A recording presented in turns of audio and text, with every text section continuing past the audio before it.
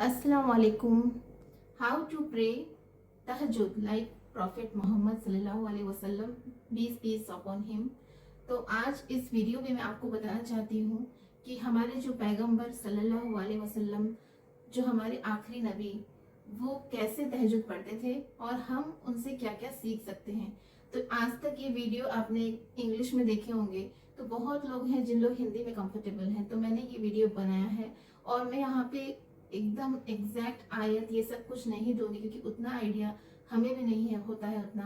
तो इसलिए मैं आपको एक सिंप्लीफाई किया है मैंने, आप जान पाएंगे कि कैसे आप तहज्जुद पढ़ सकते हैं। जो आपका, जो हम कहते हैं कि तहज्जुद वो नमाज होती है जो बहुत ही पावरफुल नमाज होती है और हमारे प्यारे नबी पढ़ा करते थे, वो कैसे पढ़ते थे, वो पावरफुल कैसे बनती थी, इस वीडियो पे मैंने आपको आपके साथ शेयर किया है।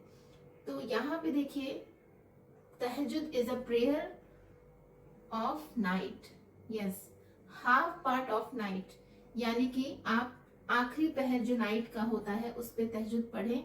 तो या तो आप ज्यादा पढ़ सकते हैं, हाफ का ज्यादा पढ़ सकते हैं, या तो हाफ से कम पढ़ सकते हैं, बट हाफ नाइट के बाद तहज्जुद प्रेयर जो है वो पढ़ा जाता है। तो उसके दो प्रिंसिपल हैं।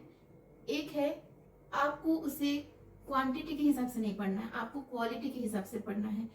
हुजूर पाक क्या करते थे कि वो इतना रश में नहीं होते थे, वो एक एक आयत को बार बार पढ़ते थे विथ मीनिंग, और जहाँ पे उनको लगता था कि अल्लाह का शुक्रिया अदा करना है वहां पे वो शुक्रिया अदा करते थे।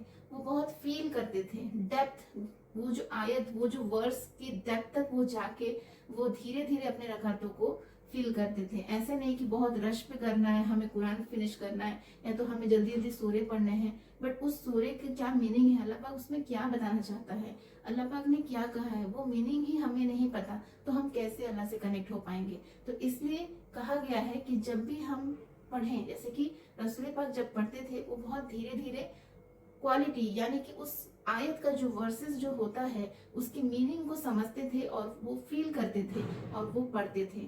तो वैसे ही सेकंड जो है, तो इसमें आपका दो प्रिंसिपल होता है लाइफ में। एक होता है कि आपको अपने लाइफ में, अपने एक दिन की शुरुआत में आपको एक प्राइवेट टाइम, एक प्राइवेट प्लेस, आपको एक प्राइवेट टाइम, एक मोमेंट निकालना है जो आपको अपने रब के साथ कनेक्ट करे, यानी कि आप अल्लाह के साथ कनेक्ट हो पाएंगे। तो वो कौन सा टाइम है जिसपे आप अल्लाह के साथ कनेक्ट हो पाएंगे? वो दो टाइम है, जी हाँ। एक हो गया है आपका नाइट प्रेयर जो कि उसमें तहज्जुद आता है, और एक है फज्र। जी हाँ, फज्र प्रेयर के बाद में आप कोशिश करें कि कहीं पे आपका कोई फिनरल है या तो किसी के फंक्शन में जाना है या तो कहीं जाना है, मॉर्निंग वॉक जाना है, कहीं भी कोई भी काम हो, आप उनको बोले कि नहीं अभी फजर की टाइम है, फजर के 10 मिनट्स तक आप वेट करो, उसके बाद मैं कहीं पे भी जा सकता हूँ। तो वो जो कनेक्ट होता है आपका दिल आपके रब के दिल के साथ, अल्लाह पाक के दिल के साथ, वो एक कनेक्शन आपको अल्लाह से और करीब करता है। और वो जो भी आपकी दिन, मतलब जो भी आपकी जिंदगी में मसले हैं, परेशानियां हैं, वो आप अपने रब को उस वक्त सुना सकते हैं।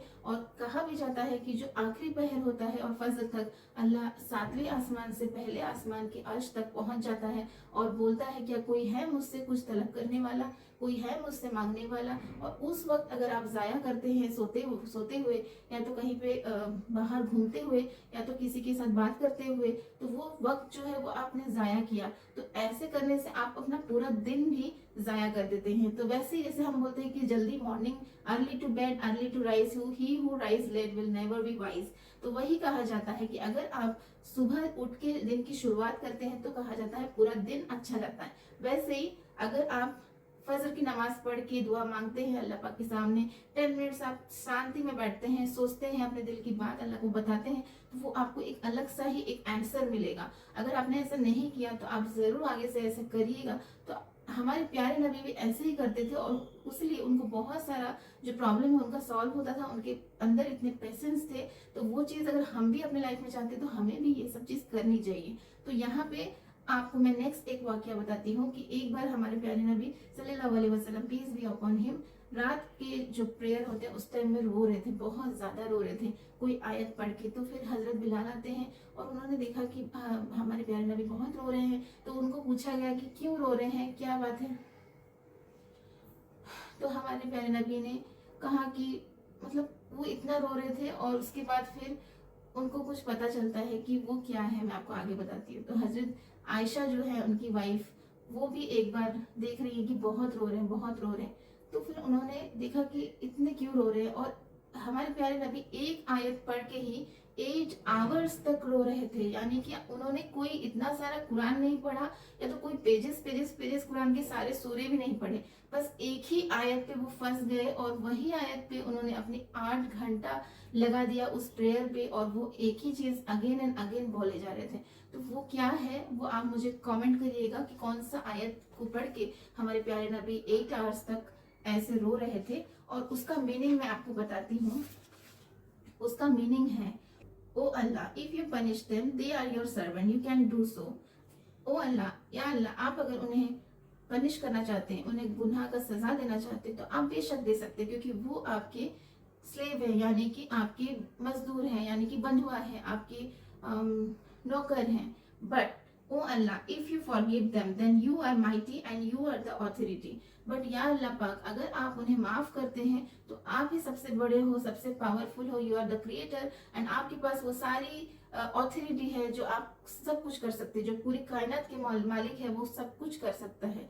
तो सोचिए ये 2 लाइन, और मुझे ये 2 लाइन सुन के इतना रोना आया जब मैं ये वीडियो देखी, और मुझे इतना रोना आया क्योंकि मैंने सोचा कि देखिए हम अपनी लाइफ में इतने गलतियां करते हैं, और जो कि हम उससे माफी भी नहीं मांगते, किसी को किसी चोट पहुंचाते हैं तो हम माफी भी नहीं मांगते, हम ऐसे ही दरगुजर कर जाते हैं। बट देखिए वो अपने गुनाहों के लिए नहीं, अपनी उम्मत के लिए वो इतना रो रहे थे। और हजरत आयशा रदियल्लाहु ताला अन्हा ने उस टाइम में बोला कि हुजूर पाक आप इतना क्यों रो रहे हैं, जबकि ऑलरेडी अल्लाह पाक ने आपके आने वाले और जितने गुजर गए वो सारे उम्मती को ऑलरेडी ही गुनाह से बख्श दिया है, गुनाहों से बख्श दिया है।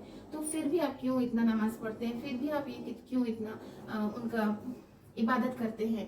आप इतना इबादत नहीं भी करेंगे तब भी चलेगा। आपके जो पैर हैं वो रात भर जो नमाज आप पढ़ते थे, जो लंबी लंबी रकातों वाली नमाज आप पढ़ते थे, उस पे आपके पैर में सूजन हो जाती थी, पैर पूरा स्वेलन होके फूल जाता था। तो हजरत सल्लल्लाहु अलैहि वसल्लम ने फरमाया कि मैं इसलिए नहीं मतलब नमाज पढ़ रहा, इसलिए नहीं दुआ मांग रहा कि मेरे ऑलरेडी बख्शा जा चुके हैं मेरे उम्मती। क्या मैं उस अल्लाह को एक थैंक यू भी ना बोलूं, जिसने मुझे इतना इंडक्टेड किया, यानी कि उतना कुछ दिया है, क्या मैं उसे शुक्रिया अदा नहीं करूं? तो ये मेरा way of saying thank to Allah है, तो ये मुझसे कोई भी नहीं छीन सकता। तो देखिए हम जब अपने पेरेंट्स जो कि हमें बचपन से पैदा करके बड़े करते हैं, हम उनके लिए क्या करते हैं। देखिए वो रसूल पाक जो ऑलरेडी अल्लाह पाक ने उन्हें सब कुछ से नवाजा था, और उसके बाद भी, पाने के बाद भी उन्होंने हमेशा अपना जो नमाज, जो तहज्जुद की नमाज, जो सुन्नत है, वो हमेशा रूटीन में फॉलो करते थे, कभी भी नहीं छोड़ते थे।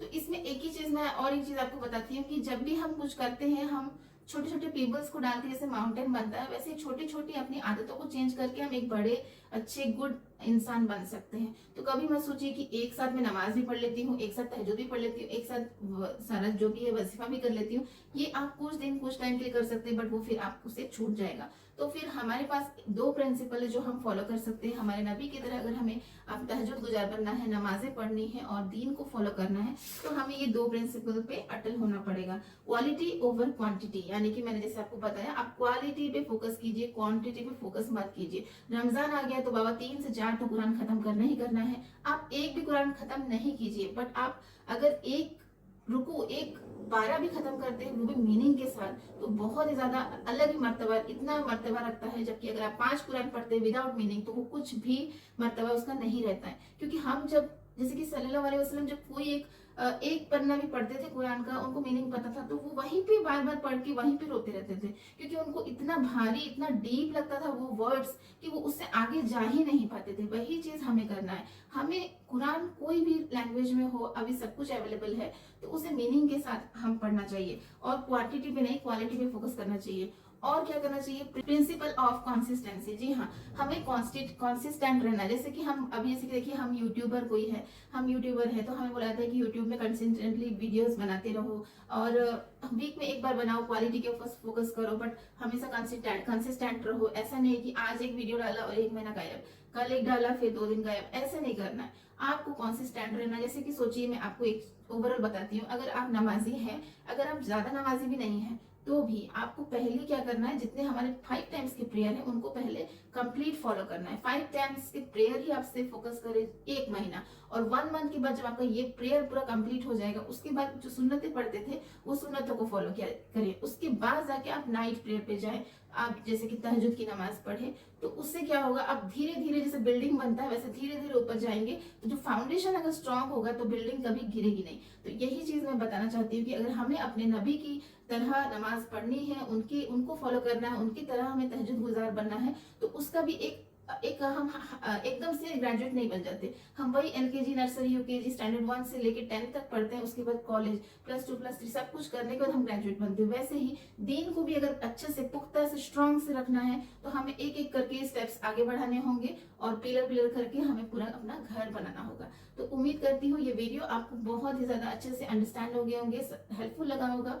तो अगर आपको कोई क्वेरी है तो आप कमेंट में पूछ सकते हैं, और किसने किसने ये वीडियो देख के अपनी नमाजों को सही किया, अपने तहज्जुद को स्टार्ट किया, वो कमेंट जरूर करें। जज़ाकल्लाहु खैर, अल्लाह हाफिज। जज़ाकल्लाहु खैर, अल्लाह हाफिज। जज़ाकल्लाहु खैर, अल्लाह हाफिज। जज़ाकल्लाहु खैर, अल्लाह हाफिज।